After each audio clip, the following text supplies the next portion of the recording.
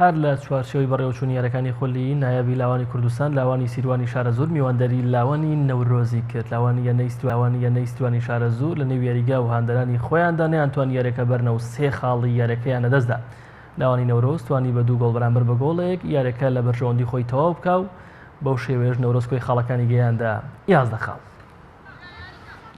لە چوارچێوەی بەڕێوەچوونی یاریەکانی خولی نایابی لاوانی کوردستان لاوانی سیروانی شارەزور میوانداری لاوانی نەورۆزی کرد. سەرەتا یاریەکە لاوانی سیروانی شارەزور فشارەکانیان بۆ سەر گۆڵی لاوانی نەورۆز چڕ کردەوە و دەیانویست لە ناو یاریگای خۆیان یاریەکە لە بەرژەوەندی خۆیان کۆتایی پێبێنن.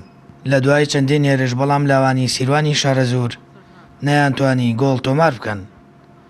لاوانی نەورۆز لە ڕێگەی لەدانێکی ڕاستەوخۆوە بە شێوەیەکی نایاب لە ڕێگەی یاریزان یوسف محەممەد لە خولەکی سیوێک توانی گۆڵی یەکەم تۆمار بکەن.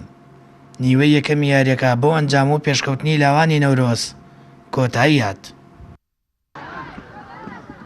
نیوەی دووەمی یاریەکە زیاتر بەهێزی بەخۆوە بینی و لاوانی سیروانی شارەزور هێرشەکانیان بۆ سەر گۆڵی لاوانی نەورۆز زیاتر کرد و باشتر لە لاوانی نەورۆز یاریان دەکرد.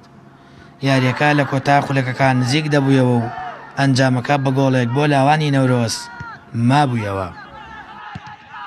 لە خولەکی نەوەتی یاریەکە لە ڕێگەی یاریزان ڕێژوان سامان گۆڵی یەکەمی خۆی و دووەمی لاوانی نەورۆزی تۆمار کرد. 3 خولەک بەسەر گۆڵی دووەمی لاوانی نەورۆز تێپەڕی و داوەری یاریگا لێدانێکی سزای بۆ لاوانی سیروانی شارەزور هەژمار کرد و لە ڕێگەی یاریزان بەڕێز سەباح جێبەجێ کرا و توانی گۆڵ یەکەمی تیپەکەی تۆمار بکات. یاریەکە لە بەرژەوەندی لاوانی نەورۆز بە 2 گۆڵ بەرامبەر بە 1 گۆڵ کۆتایی هات و لاوانی یانەی سیروانی شارەزور لە ناو یاریگاواندەری خۆی 3 خاڵی یاریەکەی لەدەستدا. بەو بردنەوەیەش لاوانی نەورۆز کۆی خاڵەکانی گەیاندا 11 خاڵ. پێشەکەی سپاس بۆ خوا دوایمە 3 خاڵ یاریەکە دەستبێنین. ئێمە 2 یاری پێشووتر برنەوەمە دەست نێنا بۆیە بە هەر شێوێک ئەم یاریمان بردایەتەوە. سپاس بۆ خوا بە ئەنجام و بە ئەدایەکی باش توانیمان دەستخۆشی لە هەموو یاریزانەکان و یاریەکەمان بردە.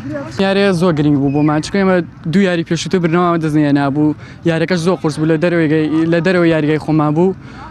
یاری دواتریشمان لەگەڵ یانی ئاڵای لە ساحەی خۆمان ئینشەڵا بە 3 خاڵ یاریەکەش. سپاس بەخوا ئەم یاریەکەمان یاریکی باشمان ئەنجامدا بەستر ئەو فرسانە کە بۆ ماڵەکە کە گۆڵ نابێت ئیتر یاریژی واتە کۆڵ کە گۆڵ نەکەی دۆڕێیت ئینشەڵا لە یاری داهاتوودا قەرەبوویەکەینە پشت بە یاریزانەکان پشت بەخوای گەورە ئینشەڵا لە یاری داهاتوودا قەرەبووی ئەم شکستە یاکەینەوە و ئینشەڵا ئاماجیشمانەوەیە ئینشەڵا لە بڕۆینە سەرەوە ڕیزبەند پشت بە تەنیایی خوای گەورە ئینشەڵا.